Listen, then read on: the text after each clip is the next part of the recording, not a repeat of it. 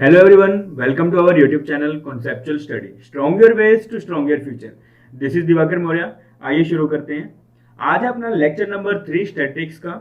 इससे पहले 2 लेक्चर में हमने किया था इंट्रोडक्शन ऑफ स्टैट्स, जिसमें हमने फंक्शन भी किए, उसके स्टैट्स का मतलब जाना कि स्टैट्स एक्चुअल में होता क्या है, उसका ओरिजिन क्या था। और कल हमने पढ़ा था लास्ट लेक्चर में कि जो इसके डेफिनेशन थी, तो एक बावली नाम का बंदा था, बावली नाम का, जिसे हमने बावला कहा था, उसने 3 डेफिनेशन दी थी और तीनों की तीनों इनकम्प्लीट दी थी। और उसके साथ साथ हमने नेक्स्ट टाइम ही पढ़ा था, क्या साथ साथ ही एक उसकी कंप्लीट डेफिनेशन है ना। तो उसके बाद आज आगे बढ़ते हैं स्कोप ऑफ स्टैटिस्टिक्स। इसके बाद ये चैप्टर खत्म करते हैं। चलिए स्टार्ट करते हैं। स्टार्ट करने से पहले एक छोटी सी रिक्वेस्ट है कि अभी तक चैनल को सब्सक्राइब नहीं किया है तो चैनल को सब्सक्राइब कर लीजिएगा और साथ में लगे बेल आइकन को जरूर दबाना। और टेलीग्राम पे हमारा एक ग्रुप है कॉन्सेप्चुअल स्टडी के नेम से, आप इसे जाके ज्वाइन कर सकते हैं। चलिए स्टार्ट करते हैं। देखिए स्कोप ऑफ स्टैटिस्टिक्स, पहला क्या, नेचर। नेचर क्या है? The study of nature of statistics is to find out whether it is science और आर्ट। तो हमने देखना है साइंस और आर्ट क्या क्या है। As a science statistics studies numerical data in a systematic manner, and as an art it makes use of data to solve the problems of real life. It means stats science भी है और stats arts भी है। क्यों?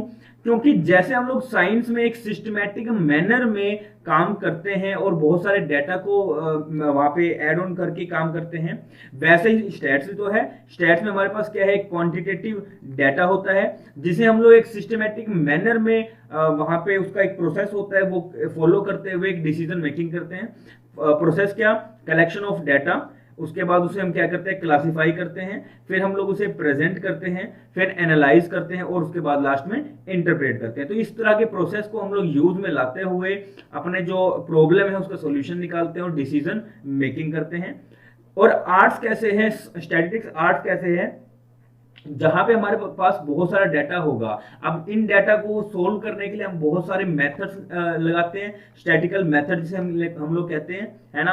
तो उन methods का इस्तेमाल करते हुए हम लोग अपनी प्रॉब्लम्स का सॉल्यूशन निकालते हैं, ठीक है। तो उन्हें क्या कहते हैं, आर्ट्स कहते हैं, या स्टैटिस्टिक्स एज ए आर्ट जो है वो काम करता है। और हमने पढ़ा था कि ये कौन इस्तेमाल करता है, एक्सपर्ट्स इस्तेमाल करते हैं। और एक्सपर्ट्स अगर करेंगे, जिनकी स्किल कंटिन्यू इंप्रूव हो रही है, तो वो क्या करेंगे, बहुत अच्छे तरीके से काम करेंगे। तो इसलिए हमने कहा है कि जो स्टैटिस्टिक्स है वो एज ए साइंस भी काम करता है और एज ए आर्ट भी काम करता है। Some scholars call it is a study of statistical method in preference to statistics science because its methods are used in science. ठीक है, तो क्या होता है कि जो इसके मेथड्स हैं वो यूज किस में होते हैं, साइंस में होते हैं। टिपेट says statistics is both a science and an art. It is science and its methods are basically systematic and has general applications. It is an art as its successful applications depend on a considerable degree on the skill and special experience of a statistician. तो यहाँ पे क्या है कि हमारे पास जो भी methods हैं वो एक सिस्टमैटिक वे में हम लोग जब उसे अप्लाई करते हैं तो वो क्या हुआ, एज ए साइंस काम कर रहा है। और जब हम अपने स्किल के थ्रू अपने स्टैट्स को लगा रहे हैं और अपने जो भी एक्सपीरियंस के थ्रू, अपने स्किल के थ्रू हम किसी प्रॉब्लम का सॉल्यूशन निकाल रहे हैं, तो वो क्या हुआ, एज ए आर्ट स्टैटिस्टिक्स का हम लोग यूज कर रहे हैं। तो दोनों हो सकते हैं, स्टैटिस्टिक्स एज ए आर्ट भी करता है काम और स्टैटिस्टिक्स एज ए साइंस भी काम करता है। चलिए आगे बढ़ते हैं। Subject matter of statistics. अब इसमें 2 तरह के मैटर आएंगे। पहला तो है डिस्क्रिप्टिव स्टैटिस्टिक्स और दूसरा है इन्फ्रेंशियल। देखिए डिस्क्रिप्टिव नाम पे जाइए, जो सिर्फ और सिर्फ क्या करेगा, डिस्क्राइब करेगा। इन्फ्रेंशियल क्या करेगा, इन्फ्रेंशियल या इन्फ्रेंस का मतलब क्या होता है, जो हमें कंक्लूजन निकाल के देता है। और इन्फ्रेंशियल स्टैटिस्टिक्स का मतलब ये हुआ कि जहां से हम कंक्लूजन को फाइंड आउट कर सकते हैं, वही हुआ। ठीक है, पढ़ लेते हैं एक बार। डिस्क्रिप्टिव स्टैटिस्टिक्स क्या है, as the name suggests descriptive statistics merely का मतलब क्या होता है, सिर्फ, ओनली, है ना। ओनली डिस्क्राइब द डेटा, सिर्फ क्या करेगा, सिर्फ और सिर्फ डिस्क्राइब करेगा डेटा को। And consist of the methods and techniques used in the collection, organisation, presentation and analysis of data in order to describe the various features and characteristic of such data। तो वो क्या होगा, हम लोग methods और techniques का use करते हुए कलेक्ट करेंगे, ऑर्गेनाइज करेंगे, प्रेजेंट करेंगे और एनालाइज करेंगे अपने डाटा को, उसके कैरेक्टरिस्टिक को, उसके फीचर्स को। These methods can either be graphical or computational. These data can be presented in the form of chart के फॉर्म में हो सकता है, टेबल के फॉर्म में हो सकता है, हमने कल भी पढ़ा.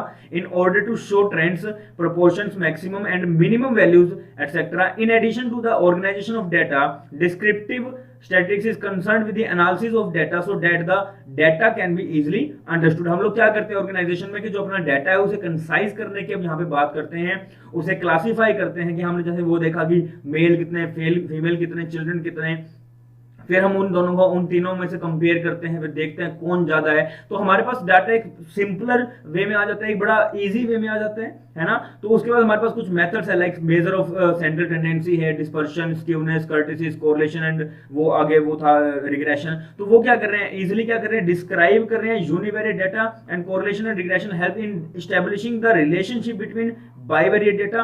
मैंने आपको कल भी बताया कोरिलेशन क्या होता है. कोरिलेशन जब हम बात करते हैं कि दो वेरिएबल्स में, दो वेरिएबल्स हैं, उन दो वेरिएबल्स में क्या रिलेशनशिप मेंटेन हो रहा है, ये चीज क्या कौन बताएगा, कितना हो रहा है, डिग्री और डायरेक्शन कौन बताएगा, कोरिलेशन बताएगा. तो कोरिलेशन और रिग्रेशन क्या बताते हैं, डिग्री और रिलेशनशिप बताते हैं कि रिलेशनशिप यहाँ पर क्या हो रहा है दो वेरिएबल्स में. लेकिन इससे पहले जो सेंट्रल टेंडेंसी है, डिस्पर्शन, स्क्यूनेस, कर्टिसिस, ये सारी चीजें क्या बताती हैं, ये सिर्फ और सिर्फ आपके जो डेटा है उसको क्या कर रही हैं, डिस्क्राइब कर रही हैं. ठीक है. इन descriptive statistics nothing can be inferred from the data NOR can decision made और कंक्लूजन ड्रॉन. तो सबसे अच्छी बात, सबसे जब मेन बात जो लिखी हुई है यहां पर लिखी हुई है कि डिस्क्रिप्टिव स्टैट्स में क्या होगा, नथिंग कैन बी इन्फर्ड. इसका मतलब कोई भी कंक्लूजन यहां से नहीं निकलेगा इस डेटा से. नोर कैन डिसीजन बी मेड और कंक्लूजन ड्रॉन, ना तो कोई कंक्लूजन निकलेगा और ना ही कोई हम लोग डिसीजन यहां पर ले सकते हैं. स्टैट्स का मतलब यही है कि स्टैटिस्टिक्स की मदद से हमारे पास जो डाटा है उसे एनालाइज करते हैं और एनालाइज करने के बेस पर हम लोग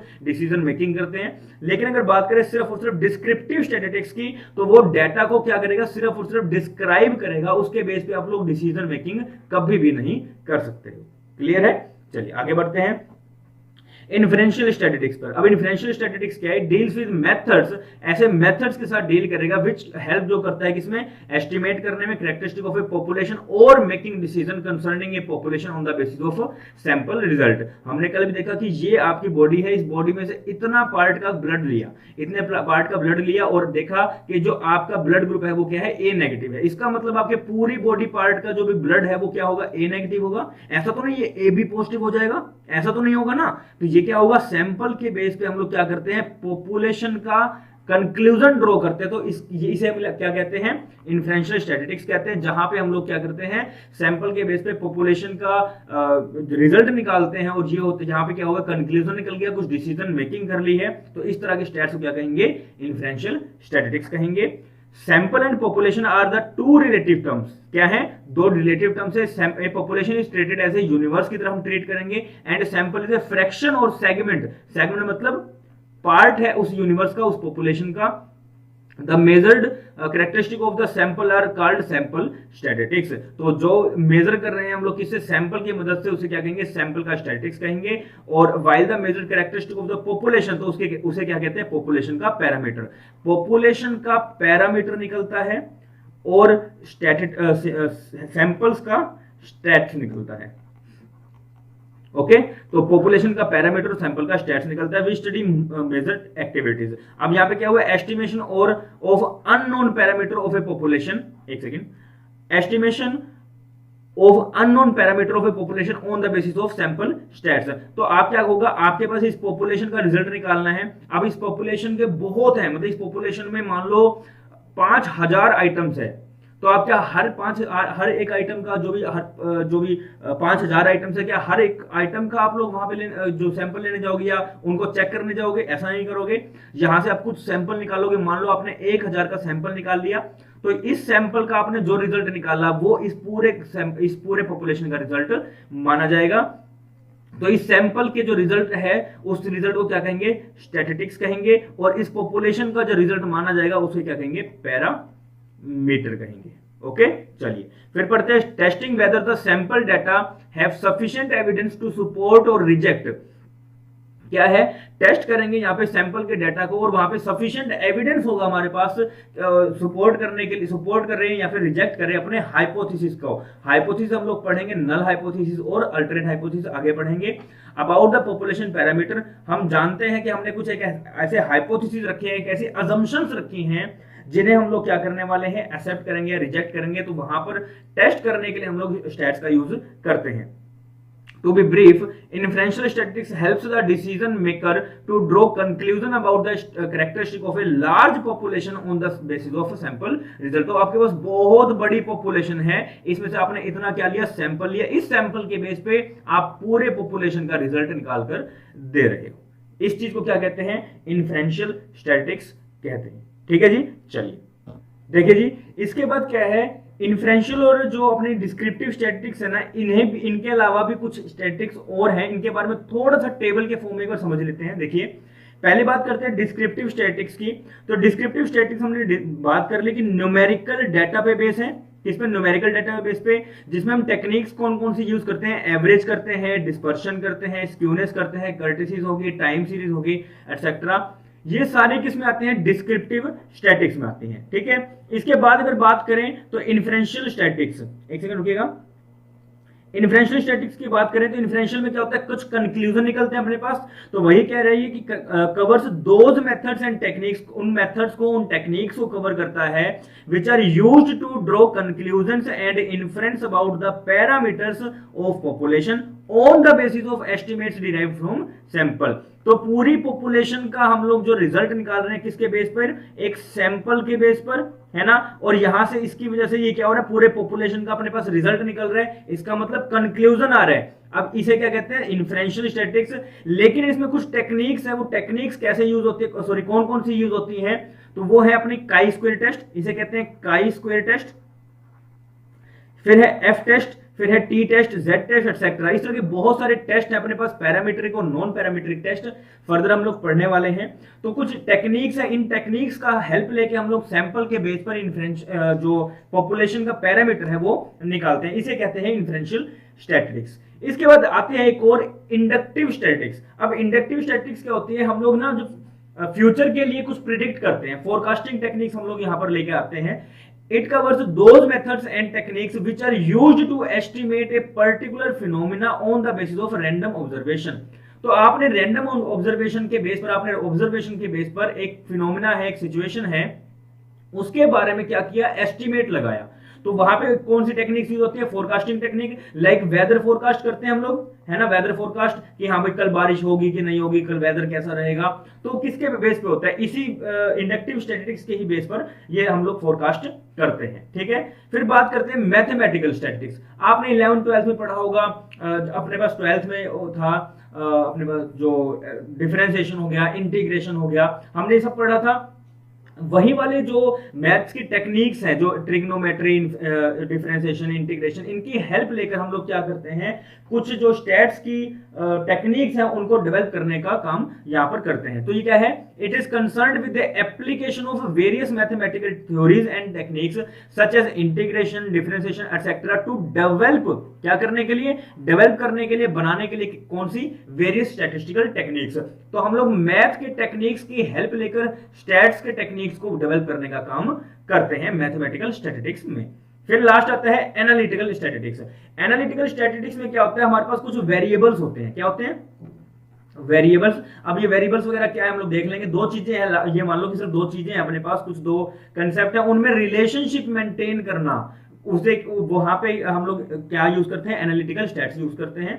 it covers those methods and techniques which are used in establishing functional relationship between variables. तो हम लोग स्टैब्लिश करते हैं रिलेशनशिप बिटवीन वेरिएबल्स के बीच में, चाहे वो दो वेरिएबल्स के बीच में है, चाहे वो दो से ज्यादा वेरिएबल्स के बीच में हम लोग फंक्शनल रिलेशनशिप मेंटेन कर रहे हैं, उस चीज को कहते हैं एनालिटिकल स्टैटिस्टिक्स। और यहाँ पे हम लोग टेक्निक्स कौन सी यूज करते हैं रिलेशनशिप को एस्टैब्लिश करने के लिए, तो वो है कोरिलेशन, रिग्रेशन, एसोसिएशन या फिर एट्रीब्यूट्स का हम लोग यहाँ पर हेल्प लेकर क्या करते हैं, अपना जो रिलेशनशिप है वो मेंटेन करते हैं या एस्टैब्लिश करते हैं। ठीक है जी, चलिए आगे बढ़ते हैं। आगे क्या कहता है ये, लास्ट अपने पास principles and laws of statistics. अब कुछ प्रिंसिपल्स है हमारे पास, देखिए दो है वैसे तो, दो ही है वैसे तो, पांच होती है, लेकिन हमारे जो सिलेबस में वो तीन ही है, ठीक है। और सबसे जो मेन है वो सिर्फ दो ही होती है, इन्हीं दो में से एग्जाम में क्वेश्चन आता है और इन्हीं दो में कंफ्यूजन रहती है, ठीक है। अच्छा कैसे कैसे रहेगा, देखो पहला क्या है, लो ऑफ स्टैटिस्टिकल रेगुलरिटी। जब कह दिया लो ऑफ स्टैटिस्टिकल रेगुलरिटी, और एक है इनर्शिया ऑफ लार्ज नंबर, जब इसने स्पेसिफाई कर दिया आपको लार्ज नंबर, तो क्या होगा, आपके पास पॉपुलेशन है, पॉपुलेशन मान लो कितने, हजार पॉपुलेशन, हजार की पॉपुलेशन है। इस पॉपुलेशन में से आपने क्या किया, 900 का, ये 100 छोड़कर ये पूरा जो 900 है, इस 900 को एज ए सैंपल ले लिया, तो सैंपल लिया तो अब 900 लोगों को आप लोग स्टडी करने वाले हैं, तो इसका मतलब आपको जो 100 बाकी 100 बचा, या टोटल की बात करें 1000, तो इसका जो रिजल्ट आएगा वो ऑलमोस्ट एक्यूरेट आएगा, है ना। तो law of inertia of large number में क्या है कि आप क्या करेंगे, लार्ज नंबर सैंपल, जो सैंपल है वो लार्ज वॉल्यूम में आप लोग कलेक्ट करेंगे, तो larger the size of sample more accurate the result are likely to be. तो जितना ज्यादा आप मात्रा में सैंपल को इकट्ठा करेंगे उतना ही ज्यादा आपका जो रिजल्ट है वो एक्यूरेट आता रहेगा। लेकिन अगर बात करें लॉ ऑफ स्टैटिस्टिकल रेगुलरिटी की, तो यहाँ पे लार्ज नंबर, यहाँ पे इसने कहा है लार्ज नंबर नहीं कहा, स्टैटिस्टिकल रेगुलरिटी का है। तो यहां पर अपने पास लार्ज नंबर तो आएगा, प्लस में एक वर्ड आएगा रैंडम। रैंडम का मतलब होता है कोई भी पक्षपात नहीं करना, ऐसे ही बस उठा लिया किसी को, ठीक है। तो लार्ज तो उठाना है लेकिन बिना किसी पक्षपात के। तो कह रहा है if a large sample is taken at random from very large group of population, तो क्या कह रहा है, इफ ए लार्ज सैंपल, ये पॉपुलेशन था, इस पॉपुलेशन में थे 100 लोग, 1000 लोग, 1000 में से क्या किया, 100 को छोड़कर 900 का सैंपल उठा लिया, ठीक है, लेकिन रैंडमली उठाया। पहले इसमें क्या है, इसमें चांसेस हैं पक्षपात होने के, बाइजनेस होने के, चांसेस हैं, पक्षपात भेदभाव होने के चांसेस हैं, लेकिन इसमें कोई भी पक्षपात या भेदभाव होने के चांसेस नहीं है, ठीक है। तो हमने 900 एज ए रैंडमली उठाया, लेकिन लार्ज सैंपल उठाया है लार्ज पॉपुलेशन में से, तो इस लॉ को कहते हैं लॉ ऑफ स्टैटिस्टिकल रेगुलरिटी। और दूसरा हमने जो पढ़ लिया वो क्या है, law of inertia of large number. तो यहीं पे कंफ्यूज करेगा, हालांकि दोनों क्या है, लगभग सेम है, सिर्फ एक वर्ड यहां पर डिफरेंट है। वर्ड क्या है, ये रहा, रैंडम। यहां पे कोई रैंडम है, रैंडम नहीं है, सिर्फ और सिर्फ रैंडम देखना है। रैंडम है प्लस में लार्ज नंबर है तो स्टैटिस्टिकल रेगुलरिटी, सिर्फ और सिर्फ लार्ज साइज है तो वो क्या हुआ, law of inertia of large number, ठीक है। फिर बात करते हैं प्रिंसिपल ऑफ ऑप्टिमाइजेशन की, efficiency increases decrease the cost. जैसे जैसे आपका स्किल बढ़ेगा वैसे वैसे आपकी एफिशिएंसी बढ़ेगी, काम करने की स्पीड बढ़ेगी, काम आप बहुत अच्छे तरीके से कर पाओगे उसमें बिना किसी गलती के, तो वैसे वैसे आपकी कॉस्ट भी कम होती रहेगी। तो वो चीज यही कह रहे हैं कि जैसे जैसे आपकी एफिशिएंसी बढ़ती रहेगी स्टैट्स को यूज करने में, वैसे वैसे क्या होगा, आपकी कॉस्ट जो है वो कम होती रहेगी, ठीक है। लाइक आपने क्या किया, डाटा को कलेक्ट किया, अब डाटा को पहली बार आप कलेक्ट कर रहे हो, तो पहली बार कलेक्ट करने पे आपको बहुत टाइम लगेगा कि कौन सा डाटा कहां से लाना है, फिर उसे क्लासीफाई कैसे करें, प्रेजेंट कैसे करें, टाइम लगेगा। लेकिन आपको यही काम करते करते हो गए 10 साल। तो अब क्या होगा, आपने जस्ट डाटा देखा, डाटा को देखते आपने जस्ट जल्दी से क्लासिफाई कर दिया, किस मेथड को लगा के हम लोगों ने क्लासिफाई करना है, किस तरह की टेक्निक लगा के प्रेजेंट करना है ना, कौन सी टेक्निक लगा के हमने एनालाइज करना है और लास्ट में कैसे हमने इंटरप्रेट करना है। तो ये हम इजिली कर सकते हैं, आपकी कॉस्ट कम आई, आपका टाइम कम लगा, है ना, ऐसा होगा। तो यहाँ पे क्या है, यहाँ पे यही कह रहा है कि जैसे जैसे आपकी एफिशिएंसी इंक्रीज होती रहेगी वैसे वैसे आपकी जो कॉस्ट है वो कम होती रहेगी, ठीक है जी। चलिए ये है आज का लेक्चर अपना, जल्दी से करिए, मिलते हैं नेक्स्ट लेक्चर में। वीडियो कैसी लगी प्लीज कमेंट करके जरूर बताइएगा, अच्छी लगी लाइक करना वीडियो को, नहीं लगी डिसलाइक करो, नो प्रॉब्लम। आपका फीडबैक हमारे लिए इंपॉर्टेंट हो जाता है, मेरे लिए पर्सनली इंपॉर्टेंट हो जाता है कि मैं अपनी स्किल कैसे इंप्रूव करूं, मुझ में कोई गलती है तो मैं उसे कैसे सुधारूं। तो ये आपकी, मैं कहूंगा, जिम्मेवारी है कि आप मुझे बताइए कि मुझ में क्या कमी है, आप अपना फीडबैक जरूर दीजिएगा, ठीक है जी। चलिए मिलते हैं नेक्स्ट लेक्चर में, तब तक के लिए थैंक यू वेरी मच।